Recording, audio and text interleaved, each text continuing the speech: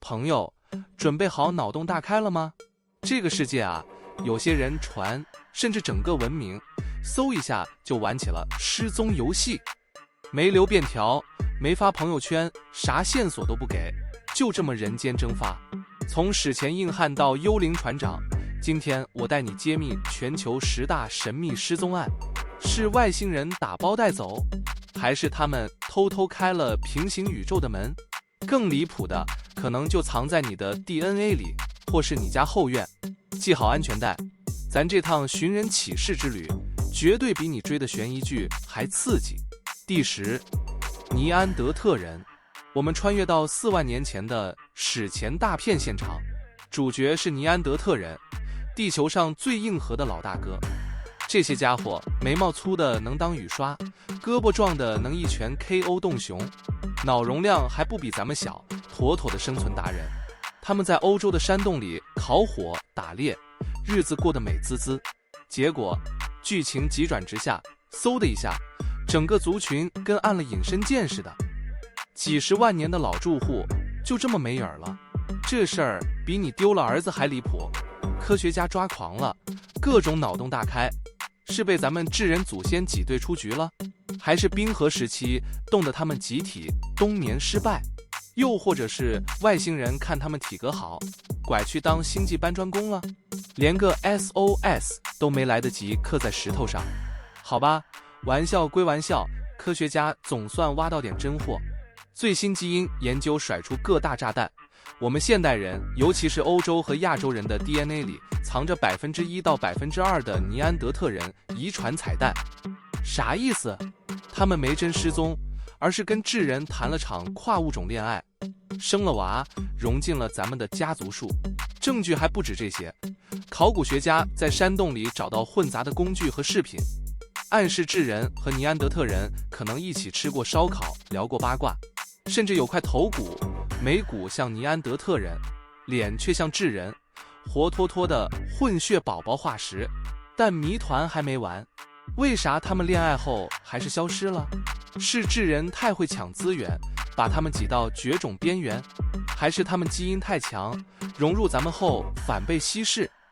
更诡异的是，最近在西伯利亚洞穴发现的骨头显示，尼安德特人可能跟另一个神秘人种丹尼索瓦人也联姻过。这失踪案简直是史前版的爱情三角剧，所以他们没跑远，可能正通过你的 DNA 在看你刷手机呢。这算不算史上最亲密的失踪案？你说尼安德特人是不是还欠咱们一个解释？第9，澳大利亚塔马姆舒德案。咱飞到1948年的澳大利亚阿德莱德海滩，准备破解一桩比007还神秘的无名尸大案。故事主角是个帅气中年男，穿着笔挺西装，躺上海滩，安静的像睡了个长觉。问题是，他没身份证，没钱包，连个嗨我叫啥的名片都没有。更离谱的来了，他口袋里揣着一张破纸条，上面写着 Tamam Shud， 波斯语，意思是结束了。这纸条是从一本波斯诗集《鲁拜集》里撕下来的，诗集还在附近垃圾桶里找到，里面还有一串没人破解的密码，一堆乱七八糟的字母，像外星人留的 WiFi 密码。警察更懵了，这人是间谍、黑帮，还是个写诗写嗨了的文艺大叔？猜猜看，尸体检查还挖出啥？他的胃里没食物，脾脏肿得像气球，毒碱却啥也没找到。有人说他是被毒杀的超级特工，有人猜他失恋了，喝杯毒酒浪漫谢幕，还有阴谋论函，他知道政府大秘密被灭口了。更玄乎的，附近有个护士姐姐说见过这哥们儿来敲门，可他啥也没说就搬家了。剧情直逼好莱坞。这案子折腾了70多年，警察查得头秃，直到2022年，科学来救场， DNA 分析锁定这哥们儿可能是位叫卡尔维伯的澳大利亚工程师，平时低调的像路人甲。可为啥他死得这么像007？那串密码是啥？是间谍暗号，还是他随手写的购物清单？更诡异的是，诗集里还有个陌生电话号码，拨过去没人接，像是通往另一个次元。第8，印加圣城马丘比丘。15世纪，这地方住满了印加人，祭司在神庙祈祷，农民在梯田种玉米，生活热闹的像个山顶集市。可突然一下，整座城空了，上千人连同他们的故事消失得干干净净，像是被风吹走了。这座城建在海拔2400米的悬崖边，隐秘的像个天然堡垒。印加人可是建筑天才，石头切得比刀还齐，愣是没用水泥就把房子盖得稳如泰山。可这妖牛的地方为啥被抛弃了？没人留下只字片语，连个哥们儿咱搬家了的时刻都没有。学者们猜来猜去，是西班牙殖民者杀来了，印加人跑路了吗？还是说城里爆发瘟疫，大家没扛住？也有说可能是宗教原因，祭司带着所有人去秘密圣地朝圣了，再也没回来。更神秘的是，马丘比丘的布局像个迷宫，神庙、宫殿、瞭望台样样齐全，但偏偏没找到大规模战斗或破坏的痕迹。也就是说，印加人可能不是被逼走，而是主动撤了。还有人猜，这地方根本不是普通城市，而是印加皇室的避暑山庄或宗教中心，只有精英住，普通人进都进不去。考古学家后来挖出点线索，神庙里有祭祀用的陶器和动物骨头，暗示这里可能举行过大仪式。附近梯田的土壤分析显示，15世纪后期农业突然停了，可能是气候变糟，粮食不够，居民只能离开。还有零星人骨，显示部分人可能死于疾病，像是欧洲人带来的天花。第7，马来西亚 MH370 航班。2014年3月8日，夜幕下的吉隆坡机场，马来西亚航空 MH370 航班，一架载有239人的波音777起飞前往北京。起飞40分钟后，它在南中国海上空从雷达上消失，没有求救信号，没有目击者，一架现代客机就这样凭空蒸发，239条生命去了哪里？这起事件震惊世界，飞机为何失去联系？它的应答器被手动关闭，是意外还是人为？雷达显示飞机偏离航线，掉头飞向印度洋，远离原定路线。这是飞行员的决定？劫机？还是更不可思议的原因？有人猜测是驾驶舱失火，有人怀疑是远程操控，甚至有传言称飞机被秘密军方击落，隐藏了真相。搜索行动跨越多年，覆盖印度洋数万平方公里。2015年，留尼汪岛发现一块机翼残片，确认为 MH370 所有。随后，非洲东海岸又找到零星碎片，但主残骸和黑匣子始终下落不明。2022年，海洋学家根据洋流和卫星数据，提出印度洋南部的新搜索区域可能接近坠机点。2025年 ，MH370 的搜索有了新进展。马来西亚政府与英国海洋机器人公司 Ocean Infinity 合作，于年初重启搜索，覆盖印度洋南部约15000平方公里的新区域。但4月初因恶劣天气，搜索暂停，预计年底恢复。此外，埃及航空首席工程师 Ismail Hamad 宣称，他有方法找到飞机残骸，称能节省时间和金钱，但具体方案尚未公开。第6，克利奥帕特拉陵墓。公元前30年，埃及亚历山大港，尼罗河畔的辉煌之都。克利奥帕特拉，埃及最后一位法老，以无双的智慧和魅力对抗罗马帝国。可在他生命的终点，他与情人安东尼双双离世，他们的陵墓却从历史中消失。克利奥帕特拉的遗体在哪里？为何2000年无人找到？那年，罗马的屋大维击败克利奥帕特拉，帝国岌岌可危。他选择了死亡，拒绝成为俘虏。古书记载，他或许被毒蛇咬伤，或服下毒药，结束传奇一生。但他的陵墓在哪里？是亚历山大港的华丽宫殿地下，还是沙漠中的隐秘神庙？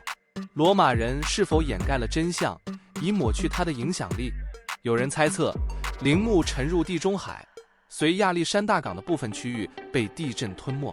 另有理论认为，他选了偏远之地，保护财富免遭掠夺。疑问不仅限于位置，克利奥帕特拉的死因也扑朔迷离，真是蛇毒，还是被屋大维暗杀，以绝后患？陵墓为何如此隐秘？是为了守护他的遗产，还是他的追随者刻意隐藏了入口？考古学家追寻答案已有数十年。2000年代，亚历山大港海底发现石柱和雕像，可能是他宫殿的遗迹，暗示陵墓或被海水掩埋。2020年，塔波斯里斯马格纳神庙附近挖掘出一条地下通道，通向疑似墓室，内有硬币和克利奥帕特拉雕像的碎片。近年，考古团队继续挖掘塔波斯里斯，但未确认陵墓的确切位置。海底探测也在推进，试图定位更多宫殿遗迹。第5 DB 库珀劫机案。1971年11月24日，美国西北航空一架波音727从波特兰飞往西雅图，机上有36名乘客，其中一位西装革履的家伙自称丹·库珀，点燃了航空史上最离奇的失踪案。这位老兄可不是来喝飞机餐的咖啡的，他递给空姐一张纸条，淡定地说：“小姐，我有炸弹。”然后他要了20万美元现金、4套降落伞，还要求飞机飞往墨西哥。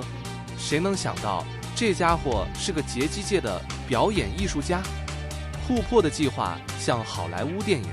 飞机在西雅图降落后，他拿到了钱和降落伞，释放了乘客，然后命令飞机再次起飞。半路上，他在滂沱大雨中打开机尾舱门，背着降落伞和现金跳进漆黑的夜空，从此人间蒸发。FBI 傻眼了，这人是谁？活着还是摔成空降饼干了？谜团堆得比库珀的现金还高。他是职业罪犯、落魄的飞行员，还是个想出名的冒险家？跳伞地点是华盛顿州的荒野，森林密布，河流纵横。FBI 搜了半天，连根降落伞的绳子都没找到。有人猜他摔进了河里，有人说他成功逃到南美，过上了椰子树下晒太阳的生活，还有人说他根本没跳，偷偷混在乘客里溜了。调查持续了数十年。1980年，一个男孩在哥伦比亚河边挖到一捆现金，序列号正是库珀的赎金，总共5800美元。2017年，志愿者找到一块疑似降落伞的布料，但无法确认。FBI 还公开了部分解密档案，暗示库珀可能是个有航空背景的内行人，但他的真实身份依然成谜。民间侦探还在分析当年的气象数据，试图锁定跳伞落点。第4，罗阿诺克殖民地。咱飞到1587年的北美，来到罗阿诺克岛，英国人刚在这儿建了个新家。116位殖民者带着梦想、土豆和一堆行李，打算在这片荒野扎根。结果3年后，救援队赶到时傻眼了，整个村子空荡荡，连个人影都没有。房子还在，锅碗瓢盆没动，唯一线索是棵树上刻了个词 Croton。 这是搬家通知，还是外星人留的到此一游？这帮殖民者可是英国最早的美国梦选手，男人、女人，还有个刚出生的小宝宝，叫弗吉尼亚·戴尔，号称新大陆第1位英国婴儿。可他们咋就集体玩起了消失术？没有打斗痕迹，没有烧焦的房子，简直像全村人约好去野餐，然后忘了回来。历史学家挠破头，猜了无数剧本，像是被附近印第安部落干掉了，可没找到骨头，还是说饿得受不了，跑去邻居部落蹭饭了？最悬的，有人说他们被诅咒，掉进了什么神秘传送门。Croton 是附近岛名，也是个部落名字，难不成他们留了张新地址条？快进到现代，考古学家总算挖到点东西。20世纪，克罗托安岛附近找到欧洲风格的陶器和金属工具，像是殖民者留下的生活痕迹。2020年代，雷达扫描发现岛上有疑似房屋地基，暗示部分人可能搬过去了。现在发现的只有几块陶片、点金属碎片，还有 Croton 这张历史便条。罗阿诺克人是被印第安人接纳，融入了新生活，还是被大海吞没？第三，阿米莉亚·埃尔哈特，1937年，太平洋上空，一架小小的双引擎飞机嗡嗡飞着，里面坐着阿米莉亚·埃尔哈特，航空界的超级女侠。她可是第一个独飞大西洋的女性，名气大到连云朵都得给她让路。这次她挑战环球飞行，目标是绕地球1圈，可飞到太平洋中途，嗖的一下，她和她的飞机像被天吞了一样，彻底失踪。阿米莉亚最后一次联络是在豪兰岛附近，电台里她喊着燃油快没了，然后信号断了，海军出动舰艇搜遍了方圆几千公里的海面，连个油桶盖都没找到。她去哪儿了？这姐们儿可是飞过无数风暴的主，咋会说没就没？猜想多的能装满飞机货舱。坠海了，可没找到残骸，迫降在无人岛上，过起了鲁滨逊漂流记，还是被日本军队俘虏了？毕竟那会儿日本在太平洋扩张，有人说他被当成间谍，关进了神秘监狱。考古队和历史迷没闲着。2018年，尼库马罗罗岛挖到一块人骨，体型像女性，身高和阿米莉亚差不多， DNA 却没完全确认。岛上还有罐头盒、化妆品瓶，像是他在这儿野营过。2020年代，无人机扫描岛屿，发现疑似飞机残骸的影子，但潜水队下去一看，啥也没捞着。研究团队还用 AI 重分析了当年的无线电信号，锁定几个新岛屿作为可能迫降点，还在筹备新一轮海底搜索。第二，百慕大三角，欢迎来到大西洋的魔鬼游乐场。百慕大三角连接迈阿密、百慕大和波多黎各的一片海域，号称吞船吃飞机的老饕。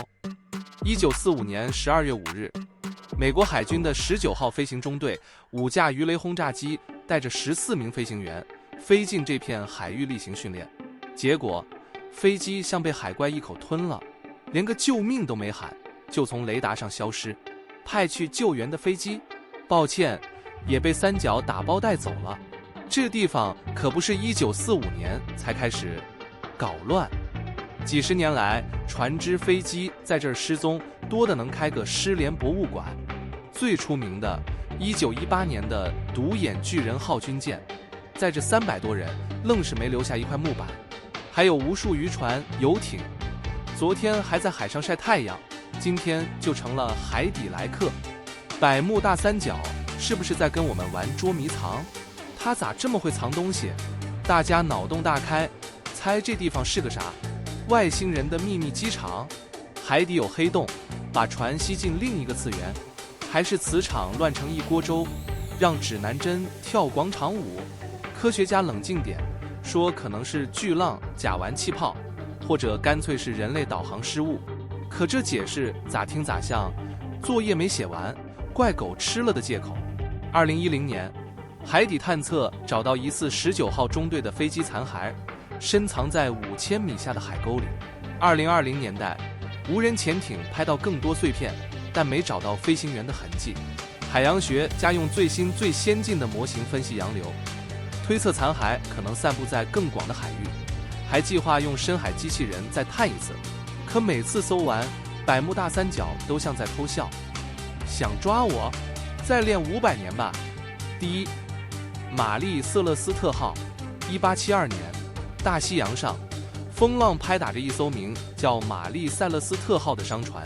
这船看着普普通通，运着酒精和货物，从纽约开往意大利。船上有10个人，船长布里格斯，他的老婆、2岁的小闺女，还有7个糙汉子水手。可当另一艘船在12月发现他时，全体船员跟玩变魔术似的，齐刷刷不见了。船呢？好好的。货呢？没丢。餐桌上还有吃了一半的饭，咖啡杯里热气都没散。这场景太像大家接了个 Zoom 会议，集体掉线了。你说离谱不离谱？船没破，救生艇却没了。船长日志停在失踪前1天，啥也没解释。10个人带着个2岁娃，咋就能在茫茫大海上隐身？这船简直是大西洋版的无人直播间，大家脑子转得比船帆还快，猜了各种剧本。海盗劫船，把人掳走了，可货没动，哪有这么佛系的海盗？船员哗变，带着救生艇跑了，可布里格斯船长人缘不错啊。有人说船上的酒精桶漏了，船员怕爆炸，慌忙弃船，结果在海上迷路了。最扯的，有人猜他们被巨型乌贼拖走了，留个空船给我们讲鬼故事。研究这案子的人没少费劲。1990年代，北大西洋海底找到一艘疑似救生艇的残骸，木头烂得像老古董，可没找到人骨。那么找到了什么？一块救生艇的破木头，几页模模糊糊的家书，还有一船没讲完的故事。玛丽塞勒斯特号是遇上了风暴，还是藏了个我们永远猜不透的秘密？这10个人是不是在哪片海浪里给我们留了个再见的 wink？ 好了，朋友们，咱们的失踪案大冒险到这儿得喘口气了。快告留言诉我，哪个案子让你最抓狂？